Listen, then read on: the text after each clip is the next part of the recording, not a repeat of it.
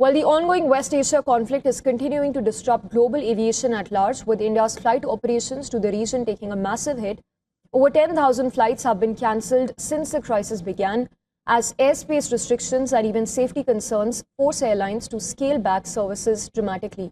Flight operations between India and West Asia have plunged sharply, with daily services dropping from around 300 to 350 to just 80 to 90 flights. Indian carriers have been forced to cancel or even reroute services, which has led to higher costs, longer travel times, and even significant losses for airlines. The government has stepped in to support the sector, and this while operations still remain limited. 300 to 350 flights per day, both ways, was what Indian. That has come down to 80/90 flights a day. So that is the remaining are cancelled. So over the period of this slightly over a month now, that number, the total number of flights cancelled is more than 10,000 by Indian carriers. Amid the disruption, Air India and its low-cost arm, Air India Express, have announced a revised flight schedule for 8th of April, with limited operations resuming to key Gulf destinations that include Dubai, Abu Dhabi, and even Sharjah airports in UAE from Delhi, Mumbai, Kochi, and major Indian hubs. The airline said that services will be restored in a phased manner, which will be dependent on security clearances and available airspace corridors.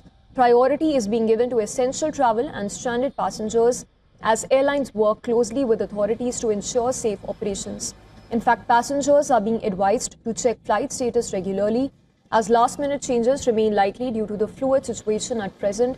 In addition to this, Air India and other carriers are also offering flexible bookings, waivers on change fees, and even customer support initiatives to ease the impact of widespread disruptions taking place.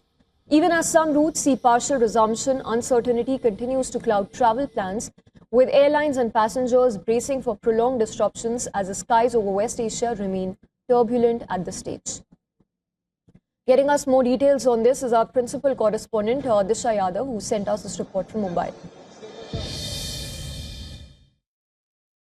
According to the latest statement by Civil Aviation Ministry, over 10,000 flights have been cancelled since the crisis and the war began in West Asia from February 28th to now.